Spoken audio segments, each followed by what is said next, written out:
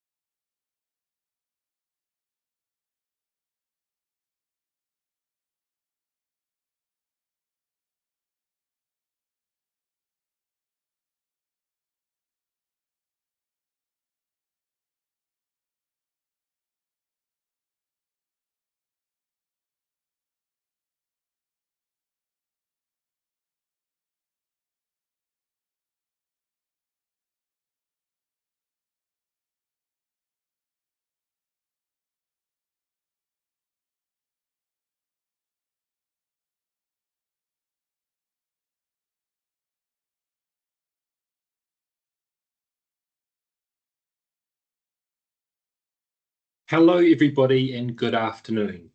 We have a webinar today on MDR, which stands for Managed Detection and Response. And the reason that we've chosen this topic today is because a lot has changed with the threat landscape, especially in New Zealand over the last year. So we've got a really good guest star with us today, Thomas. So my name is Geordie Stewart. I'm the CISO for NSP. I've got a lot of experience designing security systems and also dealing with incidents.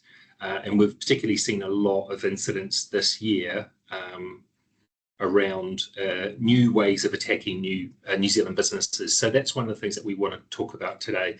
I'd like to introduce Thomas. Would you like to say hello, Thomas? Hey guys, my name's Thomas. I'm one of the solutions engineers over at Enable, who are in possession of Adlumin, which is our MDR tool. I have a lot of experience, both with an MSP background as an engineer, largely on the security side, and now at Enable working with our security suite. So really glad to be here today. Thanks, Thomas. So the format for today is really just a conversation. Some of you have sent in questions that you'd like to ask. If at any point in the session today that you want to ask a question, encourage you to ask away. We're following some confidentiality rules today that if anybody wants to talk about something that's happened to their company, we're not going to share onwards from today, what company it happened for. So sometimes that's called Chatham House rules. Not to be confused with Camden rules, which involves kneecaps. So I'd encourage you that if you do think of any questions that you want to ask today, just put your hand up on the call and we'll come to you, because we do want to have a conversation about this today. And I'm very conscious that sometimes we can get quite technical very fast. So if there's any acronyms or anything that we're saying that doesn't make a lot of sense, please let us know and give us that feedback. Yeah, absolutely. Don't let us keep going on. Both of us with a technical background, we could start talking in acronyms and not realize it. So keep us honest. Thank you. So I'd like to start by setting the scene. So over the last year, we've seen quite a lot of businesses in New Zealand that have been hit by security attacks. And we, at the time when this trend started ramping up, we didn't really understand why. So we had customers that were getting mailboxes compromised, for example, and they had MFA in place. And traditionally in the past, if you had MFA on a mailbox, that was enough and you were pretty safe. And we started to get a lot of customers reporting the fact that they'd had mailboxes exploited. And we were looking at the MFA configuration and we were thinking, this is all correct. And it didn't really make a lot of sense. And what we eventually figured out was happening was that there's a new wave of session hijacking attacks attacking New Zealand businesses. So in other words, criminals are responding to the change in market where a lot of businesses have put in place MFA. So now they need to change their approach. And the approach that they've been doing is to send out a phishing email and getting people to put their token and their password into the phishing email. And then that token is relayed to the vendor like Microsoft or Google, who then issues a token to log onto that mailbox. And once the attacker's got that token, they can stay in the mailbox for as long as the token's valid, which typically is 45 days. And I did have an unfortunate case a few months back where the CEO's mailbox was compromised, and he had 100 gigabytes of mail in his mailbox. And the starting challenge was, because the entire mailbox had been downloaded, the starting challenge is, what was in that mailbox that was going to cause a problem. So it was an enormous piece of work for this company to go through to try and understand what they'd lost. And it's a risk, I think, that New Zealand businesses aren't aware of yet. And so when we were talking about, what are we going to do for today's webinar, I thought we probably really need to talk about how the attacks in New Zealand are changing, because all these companies that we're dealing with that were getting hit with these session hijacking attacks, they all had antivirus, but the challenge was it's not bad code. So antivirus at the end of the day looks for a pattern of known bad code. And so if what's happening doesn't involve any known bad code, then antivirus isn't going to alert you. I thought I'd set the scene and just talk about how a lot of businesses have been hit. But the trouble is, a lot of this doesn't make the news, and so you're probably unaware of just how many New Zealand businesses are getting hit. And I imagine, Thomas, for you, you're seeing a lot of activity in this space.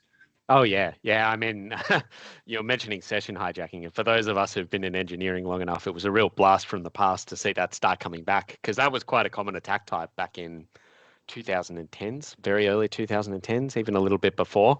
And we sort of, strengthened up that part of the industry a fair bit. But as we strengthened everything else, that got left behind a little bit. And so it's come back in a really big way. And, as you mentioned, a lot of these attacks are much more user-based than they used to be, just due to, once upon a time, I'm sure a lot of the people in the room have been running businesses long enough to remember, we always had servers and, VPNs and things like that. And as we've transitioned away from that, those sort of juicy on-premise targets have started to disperse a bit. So they're coming hard for the users, which is a big shift in the attacks we're seeing day in, day out. Yeah. So we've got a slide here, and we're going to do a little bit of a conversation about how the threat has changed over the years. And I promise there's a point to all of this, because it's really key to understand how the threat has changed, to understand why antivirus isn't enough. And so if we think about where we started, we started with some pretty simple malware that had a signature. And so you'd have antivirus on your servers, antivirus on your workstations, and you'd look for that signature. And if your software saw that signature, it would quarantine or delete that code. And what we had for a period of time there was just a simple arms race between people writing new code and the antivirus vendors trying to update their software with signatures to recognize that code. During that time, we also had an explosion of self-replicating malware. So people might remember Code Red or Conficker, which were some of the big worms that blew up and affected hundreds of thousands of machines around the world. So again, that was a relatively simple threat era where you had a system that looked for bad code, and you tried to keep your database of bad code up to date, and that was the threat model. And then things started to change where threats got quicker and more self-replicating, and it became more difficult to keep up with the volume of data, because the more machines that you had antivirus running on and the more sophisticated it was, the more output that you had. And so for a period there, 2005 to 2015, it was a bit of an arms race of, could you collect all the data, and, could you read it all? Because often, during that time, there was a lot of organizations that got breached, and the data was in their logs telling them they had a problem, but they weren't looking at the logs because it just didn't scale. So another example is the Target breach. So there was plenty of data in their logs saying that somebody was trying to exploit their system through a third party, I think it was a health and safety vendor. but just nobody was looking at the logs. And then eventually the breach got through to the PED devices in stores, and credit card numbers were harvested on an enormous scale. And then we saw another change again, where 2015 to 2020, we saw the rise of ransomware. Quite a few hospital systems around the world got hit. For the first time, end users got hit in bulk. It was quite popular to encrypt an end user's computer, just a home computer, and if somebody hadn't backed up all their photos, there was a chance that they were going to pay a Bitcoin, because at the time a Bitcoin might only be a couple $100, and it was sensible. And then over the last 5 years, I think we've really seen the explosion of phishing, where as technical controls have matured, it's become easier and easier to target end users, at volume and at speed. And I think where I'm going with this is that a lot of the threats that we're seeing now are nothing to do with bad code. So if what you have on your machine is antivirus looking for bad code, you're really not protected against any of these modern threats. And I'll give you an example. So one of the things that MDR looks at is something called like a Superman logon, sometimes called impossible travel. So if you log on at 9 a.m. from Wellington, and then 9:05 you're logging in from Auckland, then an MDR system would flag that and say that there might be a problem here. Whereas a traditional antivirus program, there's no bad code there, so it'll just ignore it. So I think what we've seen is that as the threat has matured and got more complicated and quicker, we've seen the rise of MDR services. So that's where companies like Thomas's is able to provide an expert, true 24/7 service, on a scale with experts that smaller companies struggle to replicate. So I'll give an example here. I've worked in security organizations for a lot of big companies like Vodafone, and they all struggle to have enough people to run a true 24/7 service, because by the time somebody gets COVID and they're off for a week, and then somebody else is getting married, and then somebody else resigns, it's really difficult to keep a true 24/7 service, which is why we're seeing companies like Thomas's sharing that need even for larger companies, because it just makes sense to have that pool of experts. So I mean, for example, Thomas, I haven't actually done my check in advance of the call, but I imagine you've got a lot of engineers on board. Yes. Yeah, and I can't even give you a good number, because we've had to grow them quite a bit, and it's quite strenuous, because we keep quality controls quite high on those engineers. But yes, we have hundreds. Yes.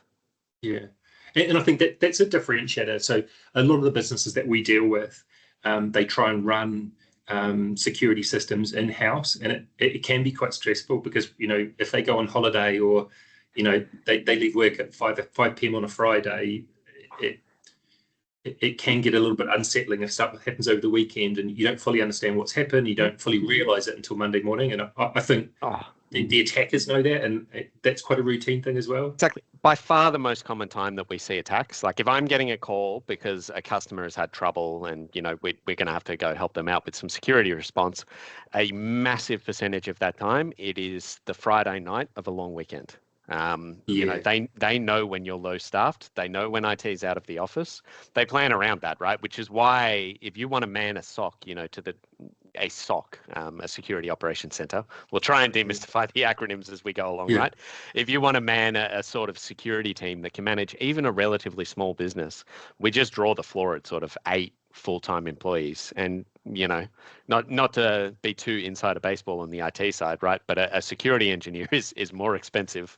An experienced security engineer is not a cheap resource for a business to employ. So when you need 8 of them and you need coverage overnight, which is when those attacks are going to come through, so you're paying them, in accordance with the fact that they're working a 10 p.m. to 6 a.m. shift, it can be, the costs stack up very fast. Mm. Yeah, the cost of keeping a security engineer awake is substantial. I can agree to that. Yeah. So what we've got here is we've tried to summarize here for you some of the key acronyms that are used in this space, and just to try and demystify this, because we find that quite often, even within the industry, even between us techies, we find that sometimes we use these words interchangeably. So it's really worth taking a moment just to understand what these technologies are and what the differentiators are.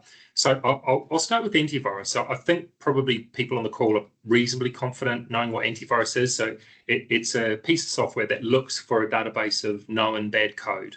And if it sees that, it jumps into action and quarantines the code or deletes it, or sometimes, depending on the configuration, it just sends an alert saying it's seen something. So EDR stands for Enhanced Detection and Response. And the enhanced bit refers to the fact that it's not just looking at a database of bad code, it's looking at what else is happening on that machine. So it's got a much richer picture of what's going on. So for example, it looks at the Windows event log and it looks at the user's mail service. So, sometimes when a machine's compromised, what you'll see is the audit logging being switched off on a machine, or the administrator password is reset. So those types of activities, again, it's not bad code, so an antivirus isn't going to pick it up, but an EDR system would flag that and say, look, this is unusual activity. And you can set up your EDR system with a threshold to say, what combination of events would you say, right, the machine needs to be locked and somebody needs to look at it, or at a minimum, there's an alert where a message goes to the user on some other channel to say, look, is this a problem? Is this you? And again, with EDR, you're covering things like the Superman logons. Yeah. If you ever want to put yourself to sleep, you're more than welcome to jump onto a site called MEDR, which contains what we call techniques, which is a long list of these behavioral patterns that have nothing to do with that sort of signature that we, when Geordie says it looks for a known pattern, we call those signatures. So if you ever hear us slip up and say, signature-based systems, we're talking about looking for a block of bad code. But if you want to go and read these long technical articles on exactly these sort of very small, sometimes innocuous, but used in combination, we think are likely an indicator of compromise.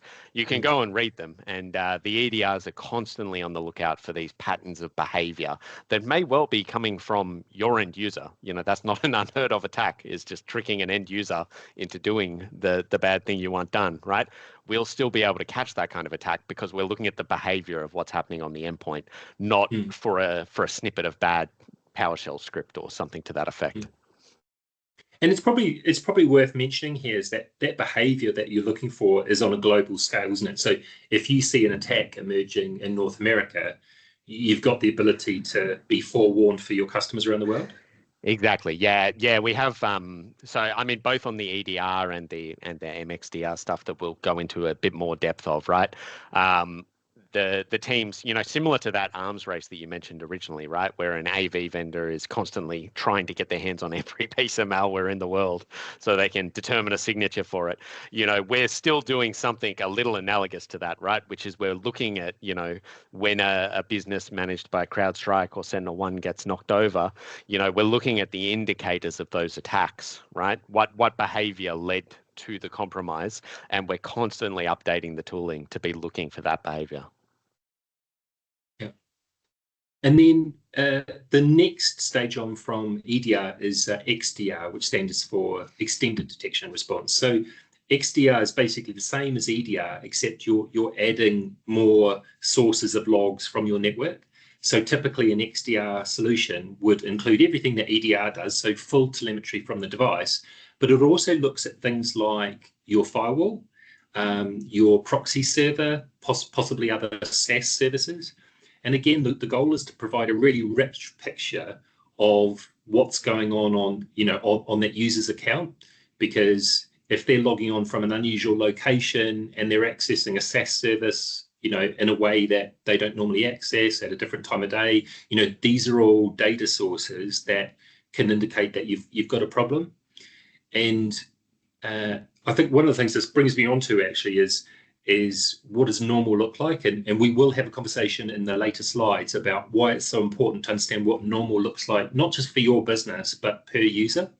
And the last acronym that we've got here, and I promise we're nearly done on this slide, is MDR, which is the Managed Detection Response. So sometimes in the industry, we do throw around these terms of MDR and EDR interchangeably, but actually there is an important differentiation here, which is MDR is effectively a service wrapper. So you can put MDR around a number of different services, but underneath it, it's just helpful to understand, do you have AV, do you have EDR, or do you have XDR? And the MDR bit is just effectively the feedering and watering. It's the bit where that you can go home on Friday afternoon and somebody's looking at your system for you.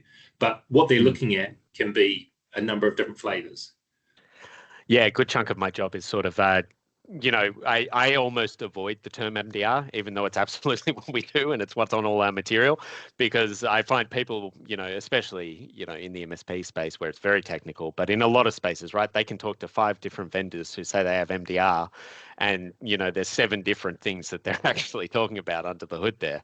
So, sometimes it's important to break down, what's underneath it. The M in MDR is managed, and what the detection and response is underneath that is often more important than the actual management layer, because it's actually not that expensive for me to hire 2 level 1s on a staggered shift to look at your AV and quarantine things, but that's not actually a great level of protection in today's day and age.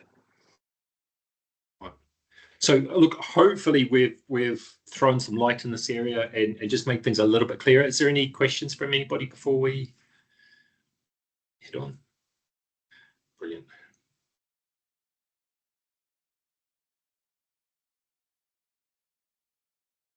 So there's one more acronym probably that we need to cover here, which is a Security Operations Center.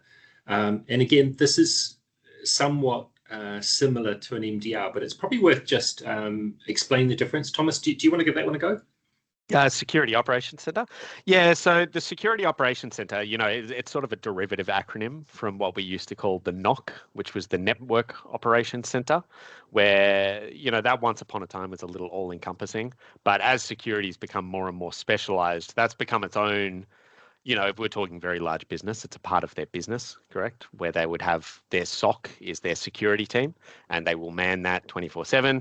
And that's, on your earlier slide, you had the target breach and things like that, right? Those logs were coming in, but who cares, right? Like, there's no point logging something if you're not going to do anything about it. It's just noise at that point, right? So the Security Operations Center is there to sift through that noise, to make sure that someone is looking at those logs all the time and is able to sort of know what to do in a pinch, right?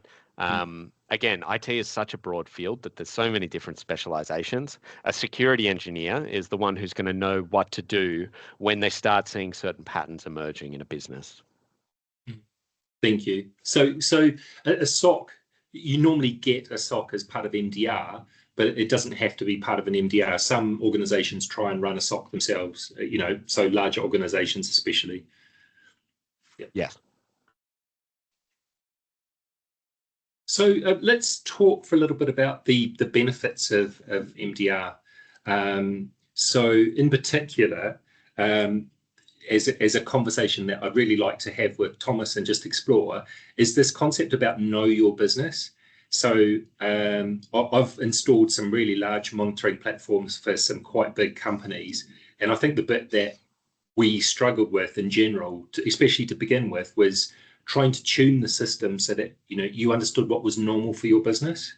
And so one of the things that I quite like about Adlumin is it allows you to develop that picture, not just about what normal looks like for your company, but at actually a much more granular level. So Thomas, do you want to just explain how that works?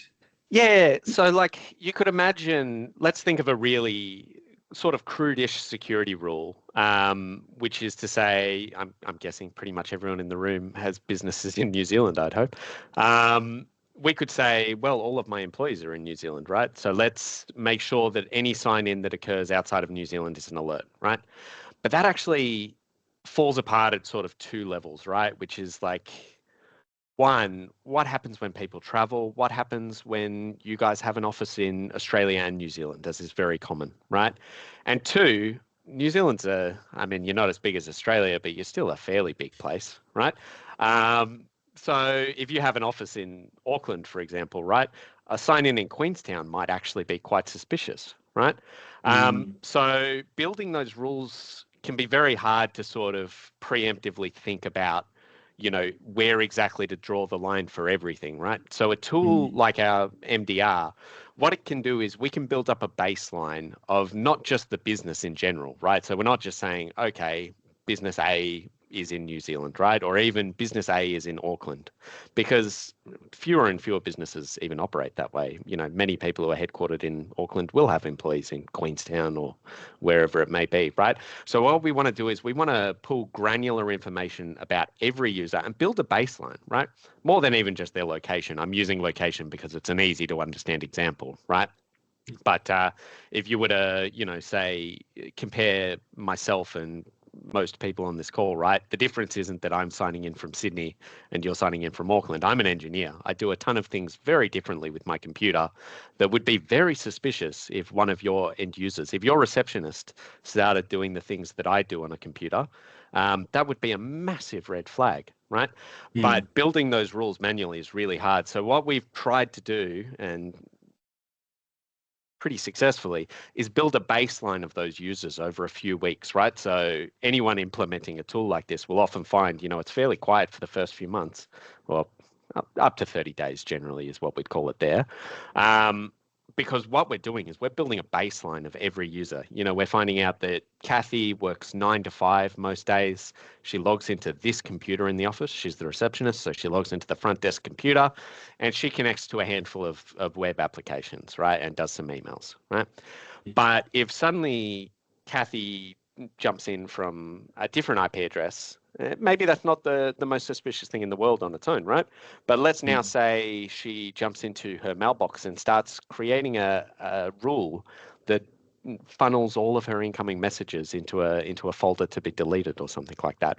That's actually a very common attack sign, right? It's making an Outlook rule that deletes incoming emails, because what they're about to do at that point is they're about to blast out fake invoices to everyone in your business has ever dealt with. Right? They're about to blast that out, and they don't want you to catch on.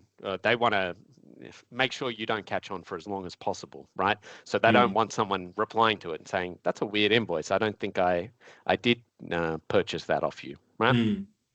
So having that sort of per user baseline means that old mate who actually does just the laziest employee in your business who is making delete rules, I don't know, we keep them around for whatever reason, that might not be suspicious behavior for him. Maybe it's a little on the nose, that example, but there's lots of things that one user does that another user doesn't, that we don't want to be generating alerts for someone who's just working the way they always do, but we do want to get that true positive before it sinks your business, right? Thank you. Yeah, that's a really good point. I think it's really the number of businesses that we deal with that, in the aftermath of a security incident, we're doing root cause, and we ask questions around, what does a normal Friday look like for you, and when did you realize that you were deviating from your normal baseline? Often they've got no idea what Friday looks like in terms of logons to the network, or failed logon attempts, or where people are logging in from. So that's definitely something I've learned the hard way, is there's really a lot of value in understanding what normal looks like for your users. Yeah. The other conversation I'd like to have at this point is around orchestration, and I'm making an effort here to avoid more acronyms. But, dodging SOAR. I think one of the things that we're quite conscious of, and one of the questions that I was asked in preparation for this was around, what does AI mean for the threat model coming forward? And I think what we're going to see is quicker attacks and at more volume, especially when AI gets involved. And so we already have a challenge at the moment, which is if an attacker, gets into your computer network at 3 a.m. on a Sunday, they can potentially do a lot of damage before people can gear up to respond. So one of the areas I'd like to talk about, and Thomas, get your input on this, is around orchestration and what the opportunities are to automate a response once a threat or a risk is detected. Yeah, absolutely. So we call it, dodging the acronym, but it's SOAR, right? Security, orchestration, and response.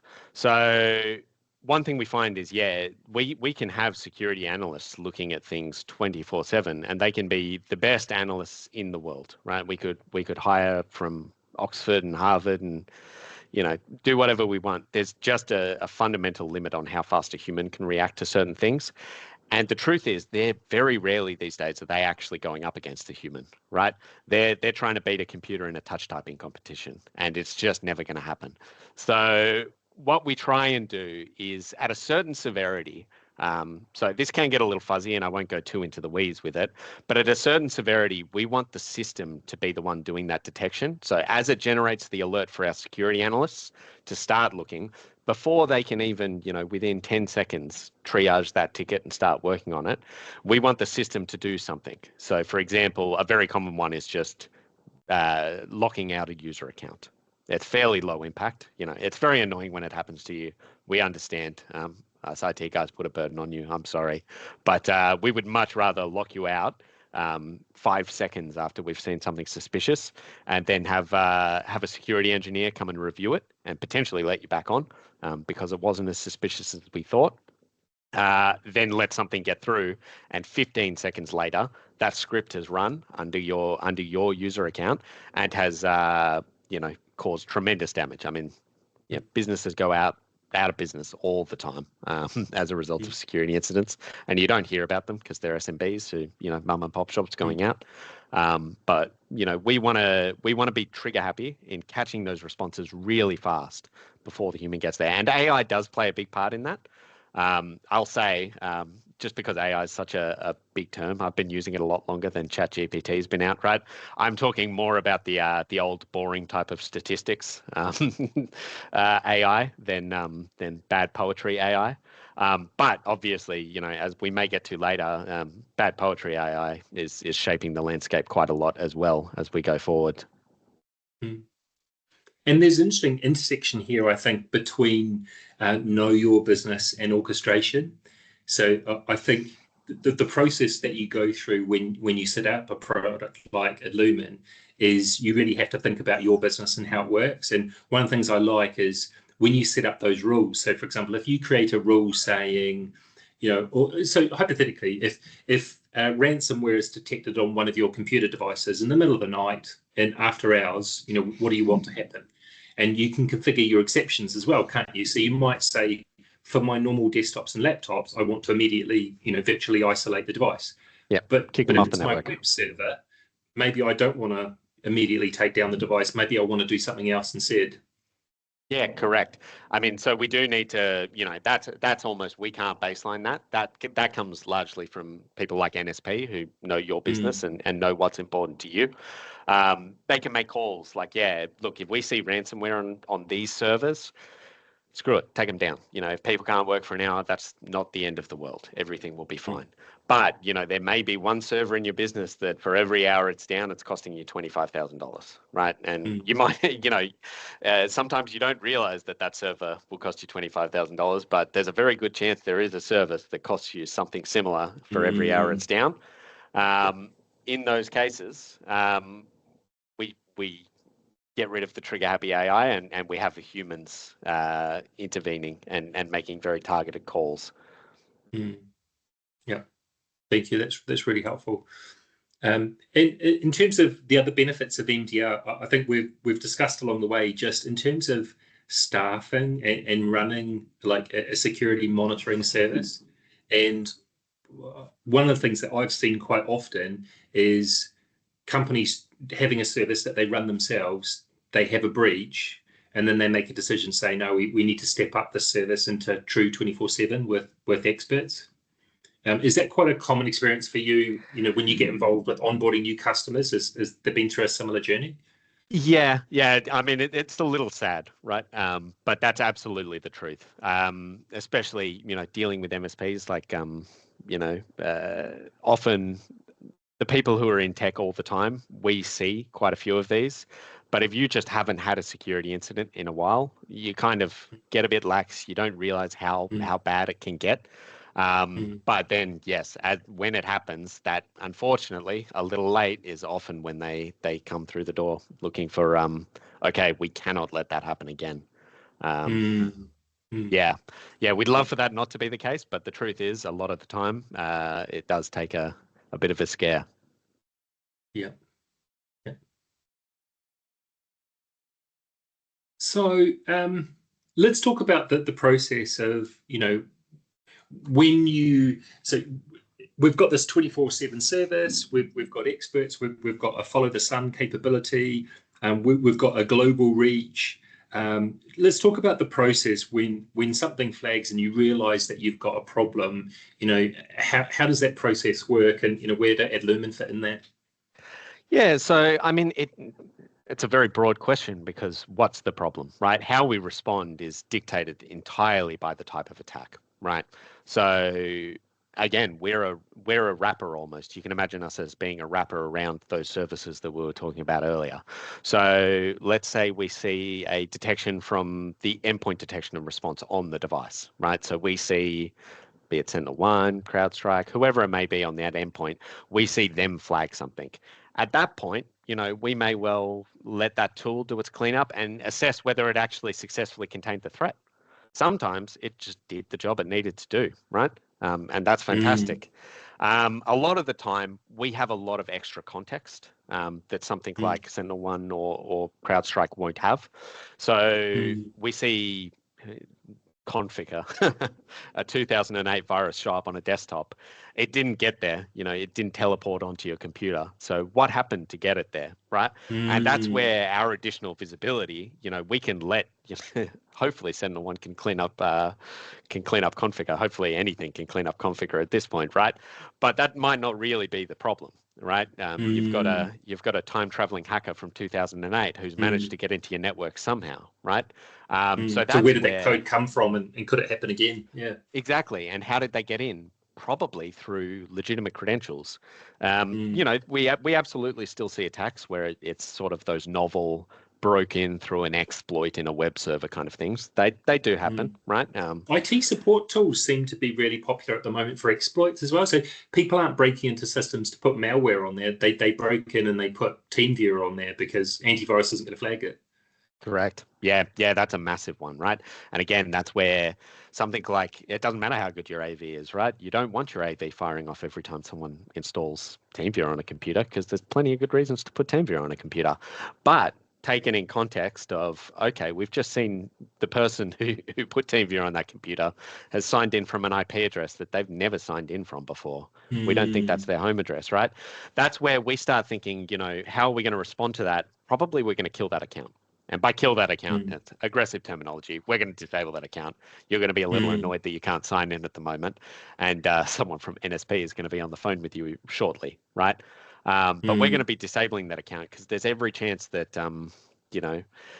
not you guys specifically, but someone's gone and put their mother's maiden name into a Facebook quiz to find out what kind of potato they are. And as a result, their account's been breached. And that's the real problem. Nothing to do with the endpoint itself. The real problem lies in the user or the credentials. Yeah, so we're back to the user being the threat vector, aren't we? Yeah.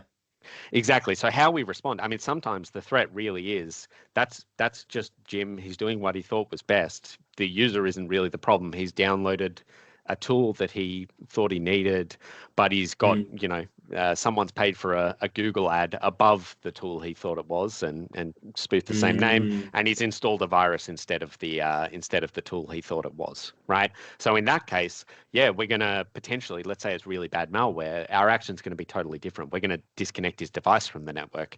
He can possibly still jump on his phone and access his emails because it's not his user that's the problem.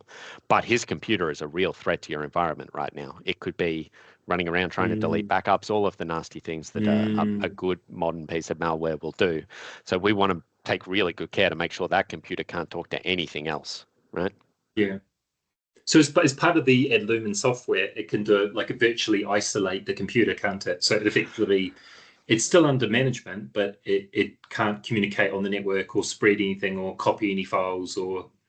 Correct. Yeah, they might be there and they'll think, oh, why has my internet been disconnected? I can't get to Facebook or whatever the case may be. And the reason is we've disconnected that computer from the network. Now, there's actually one exception to that disconnection rule, which is the Adlumin console, be it the SOC team or someone from NSP, for example, can jump in and let that computer back on or investigate and then let that computer back on, hopefully. But yeah, for all intents and purposes, as far as that user is concerned, and as far as that malware is concerned, thankfully, it won't be able to talk to its command and control network. It won't be able to try and infect any other devices on the network. It's only the convenience of you guys not having to drive out to someone's office to let them back on. And we can be more aggressive than just that soft block. We can nuke the networking stack on that computer altogether, though we're very hesitant to do that because, again, we don't want to give Geordie too many car rides out to let you back onto the network. Yeah. Thank you. So as a sort of a mini recap from this conversation, because it would be good to open up the floor to some questions and just have some reflections on what we've discussed today. So I thought I'd just recap here, what does good look like and what are we aspiring to do? And I think one of the things that's worth talking about here is cyber insurance. So I think one of the things that we struggle with in terms of risk management in this area is we don't necessarily have a lot of data to work off because a lot of cyber breaches don't make the news. So we don't necessarily have all the data to recognize how often things are happening. And obviously vendors have got different views as well. So probably the closest thing that we've got to authoritative data in this space is probably the aggregated cyber insurance data. And there's some interesting trends there where the cyber insurance data is showing us that the cyber insurers are rapidly making MDR as compulsory. So in other words, I think by this time next year, if you want cyber insurance, you're going to be able to have to demonstrate to your insurer that you've got an MDR platform. So not just a capability that you're running yourself, but actually a 24/7 service. So I think it's probably just useful context here to talk about how this is optional at the moment, but rapidly heading towards mandatory, because a lot of businesses, even if they choose not to get cyber insurance, they still want to be in a position where they could if they wanted to. Correct. And I mean, sometimes I'll say it already can lower your premiums quite a lot. So one thing I find is, they might not call it an MDR, right? But they will have a line item around 24/7 monitoring, right? So just bear in mind. So they might call it a SOC or a SIEM or... Correct. And I was going to say they'll often have SIEM as a separate line item, which, luckily you guys get, a 2-for-1 deal there. It's not an absolute mandatory sort of overlap there. But yes, SOC they may use often, 24/7 monitoring of security tooling. It can be worded differently depending on them, though we are dealing with quite a lot of that already. And one thing, we actually have some partners in Australia who sort of partner with insurance firms, right? And they give us a bit of inside goss on how exactly that works. There's a decent number of those line items that don't make a massive difference to the premiums. Those ones do make quite a difference. They can shift the premiums quite a lot already. And again, that is literally the market giving you, super accurate information. If you want to know what's true, look where the money is going is often a thing. The best protect, they're much more comfortable insuring someone because they don't think they'll have to pay out if they have 24/7 monitoring. And if they have centralized logging, they'll also often say, instead of SIEM, they might not use the term SIEM, but they'll be talking about centralized logging of security events. Yeah. In other words, that various logs from your environment are consolidated somewhere and stored, because often when an attacker gets access to a device, they'll disable the audit log or clear it or edit it in some way so you can't trust it. So Correct. If Adlumin's hoovering up those logs and storing them, you've got a trusted place to go, don't you? Yeah, feel free to delete them off the device. It doesn't matter. We've got a read-only copy up in the cloud, and we'll be able to get to them if we ever need to, which is a massive weight off the insurer's minds. Okay. It's a weight off your minds too, because as we all know, insurance doesn't love paying out. It's not their favorite thing to do. Having those logs means we can prove exactly what happened and that we were compliant. Yeah, I mean, it is a frustrating position to be in where if only you had some more logs, you could actually figure out how something happened to prevent it from happening again. But if logs aren't created or stored or trusted, then it can be quite frustrating, can it? Yeah, absolutely. Yeah, nothing worse than not really being able to do root cause analysis. Yeah. Okay, so to summarize what we think good looks like and what we're recommending customers aim for is, so the first bit is that 24/7 monitoring. So not having a service that relies on somebody checking their email on Monday morning. Automation. So we talked about SOAR, security orchestration and response. Again, it's about making sure that if you've got a fast spreading problem, that your solution can spread even faster in real time and catch up. And also, I don't think that's a bad exercise to go through in terms of organizing those automated responses, because it aligns very closely with, know your business. If a particular asset got in trouble at a particular time and day, what would you want to do? That's a very healthy conversation to have ahead of a problem that actually happens. And then it's about correlating these multiple sources of data to give a much richer picture, because for example, some problems only exist in the Windows event log, because the Windows event log tell you that somebody's logged in as an administrator, changed a password, set up a new account, disabled, key security services. So if you're not looking at these log sources, you're not going to know that you've got a problem. And then we're back to this idea of knowing what normal looks like for your business, especially at an individual user level.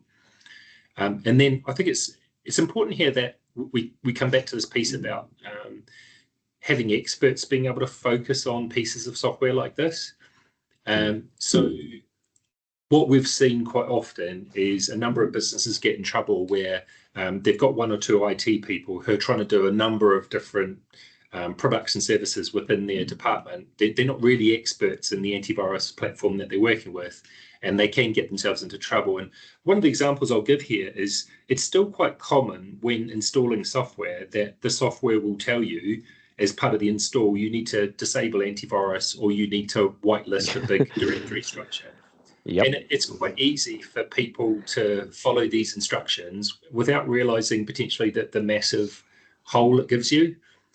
Because, for example, a lot of different application vendors out there will say, just whitelist the entire program files directly. But what that does is put a whole sort of part of your file system out of view of your monitoring. So it's very important that when you're making decisions about configuring, your underlying software, that, you've got experts involved in that to really understand the impact of that. I mean, I don't want to say last week, but a couple of weeks ago, right? I saw exactly that happen, right? And like you said, you can't be an expert in everything, right? These IT guys, we wear a lot of hats, especially when we're sort of a one or two man band in a business, or even at an MSP level, right? We wear a lot of hats because we need to be experts in a lot of things. But just recently, I saw someone, CAD software particularly, if you've got any engineering firms or anything on the call, that just does not play nice with antivirus. So, you guys still need to get those blueprints out. So we need to make some exclusions in the antivirus. And someone had the exact same thought. So he went into his antivirus console, or EDR console in this case, and he made the exclusion, but he made it across the whole business. And would you believe it? As we were talking about before, Geordie, like, this is an industry, right? Like, malware is an industry, compromising computers is an industry. They are more than aware that AutoCAD, for example, has directories that are very likely to be excluded from any of our security scanning tools. And as a result, their malware was, in this case, designed to run, just by making some folders that looked like they belonged to AutoCAD and running from in there. And Bob's your uncle. It got all the way around the EDR because the EDR had been told to ignore it, right? And that wasn't an MDR customer, but it absolutely would have been stopped if they'd been using MDR, because there were a ton of suspicious things that led up to that event. But, one sort of trigger slip by someone who wasn't a security expert, but was a very good engineer. I know the guy. He's a good enough engineer. One sort of trigger slip there, and it really did cost him some. Yeah. Okay. So I'll throw the floor open for questions. I'm just going to change my view here. Hopefully I can see if anybody's got their hands up or anybody's got any questions. Yeah, throw them out in there. the meantime, I did have another question for you, Thomas, from somebody on the call, which was, are there any downsides from MDR? I mean, so there's sort of, let's say the two downsides are almost upsides. Like they're things that we're trying to address, but are kind of downsides. One is there's just an increased cost, right? You're buying a new tool. There's a cost associated with that. Now, the reason we exist is because we're a lot more cost effective than hiring those 8 security engineers. Even if you at NSP were forced to man a 24/7 SOC, that is quite a lot of resources. Passing that cost onto your partners and customers, it's going to cost them quite a lot. So we do get to leverage an economy of scale that makes that much cheaper than it otherwise would be, but it is just an additional cost on, it is what it is there, unfortunately. And the other one, and this is, possibly more of a you problem at NSP than your partner's problem, is going to be alerts, right? We're reading a lot more logs. We're generating alerts for a lot more things. Some of them will just be false positives, right? We it took quite a lot of work. I was quite involved in it, specifically for Australia and New Zealand. We have some sort of telco sharing stuff going on, and they suck at putting their IPs in the right place, right? So I'll be working from home in Sydney, and suddenly my IP address is registered to Perth, right? And that looks a lot like impossible travel. So we had some alerts that came through that were just false positives because our ISPs are generally a little lazy about putting the correct geotags on their IP blocks. For what it's worth, we've actually done quite a lot to make sure that that's no longer a problem. Australia and New Zealand has its own special systems in place now to make that less of an issue. But, the example stands, right? We're looking at things that you wouldn't be generating an alert on prior to this, right? You might have just never got an alert for impossible travel ever. Some of them will be false positives, so it does, create a bit of noise. Yeah, and I guess you have situations where you onboard a new customer and you find out pretty quickly that they've had a problem for a while. Yeah, sometimes with MDR. Sometimes that happens with MDR. Often that happens with EDR, I'll say. We'll be pulling WebRoot off and we'll find something or whatever the case may be. But yeah, we certainly do onboard customers, and it can be risky, right? That's part of that baselining. There is always a chance for something to slip through in the baselining, which is why we try to make sure that things like that can't get in there through a couple of different means. But yeah, sometimes we certainly onboard customers and we notice that, hey, this server is just constantly pinging this IP address, right? Out on the internet. And that's the first clue that, okay, there's something on this server we didn't think was there or we weren't aware of, right? And yeah, now that we're sort of ingesting the firewall logs as well as the endpoint logs and things, we can actually see that pattern and say, okay, yeah, there's something that's been lurking in the dark in this environment for a while, and it's been quietly, trying to slip under the radar of the existing tools by not putting out too many requests per second, for example, but it's trying to guess an SQL password that has credit cards in it, something like that. Right. And what about resource utilization? What about from a user's point of view?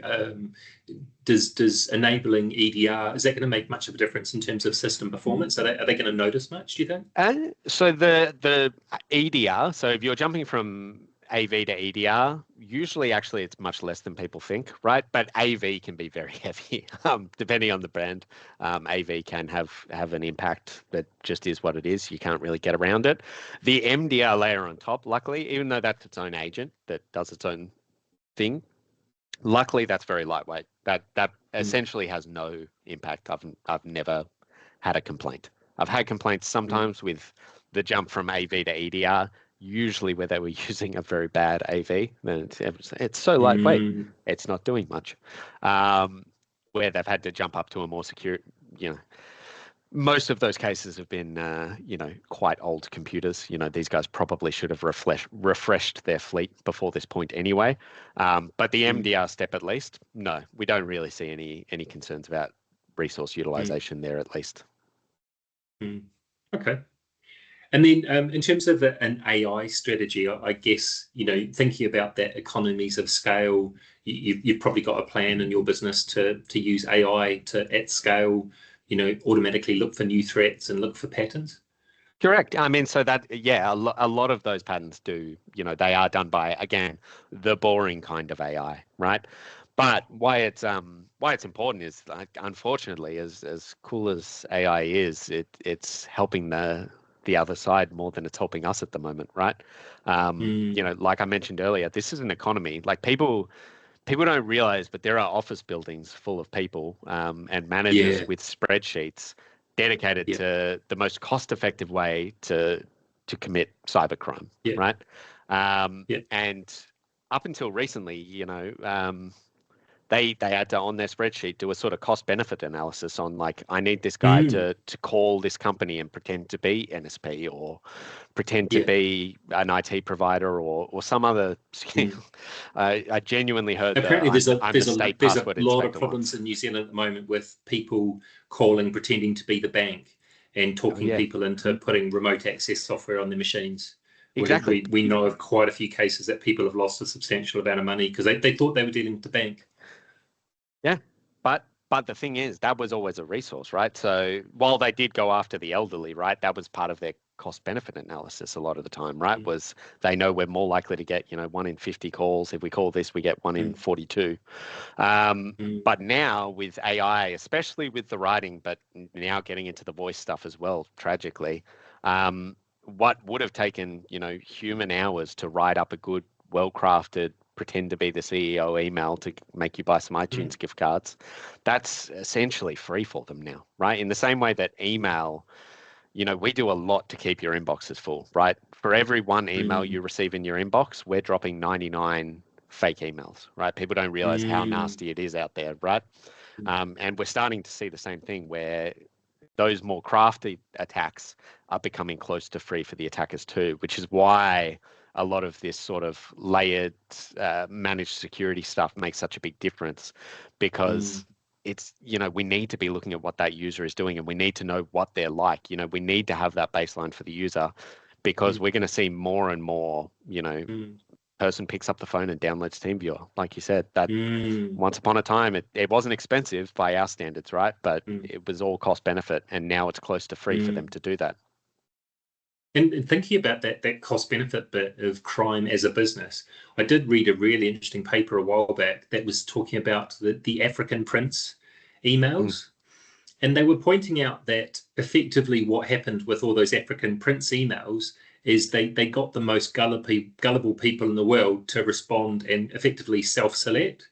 Like, if you were the kind of person that would believe the African prince story, then you're quite a good mark to spend time on. Yeah, no, So it's all about return on investment, isn't it? people often think that, like, the bad grammar in certain phishing emails is like a dead giveaway that, you know, they're from a, actually those guys, again, they make a lot of money. They can afford people who can write good emails. That was never the bottleneck. They were selecting, because doing the proper attacks, right, where you do good grammar, you know, you're going to waste a lot of time, because you'll fool people at the first layer, but people are smart enough to not give you their credit card, right? So what they did was, they put typos and things in. So they're sort of selecting for people who aren't the most critical thinkers there, and getting people who likely will give out their credit card. But again, there's no need to do that anymore, because the whole transaction is free from your perspective. So you'll stop seeing those obvious cues of, like, this is a spam email because he's a Nigerian prince. No, it'll be something much more convincing these days. Thank you. Thank you very much. This has been really interesting. So we're almost to time. So if anybody had any questions, now's a good chance to put your hand up and we can come to you. Otherwise, we're about to wrap up. I think we've done quite well to keep to time today.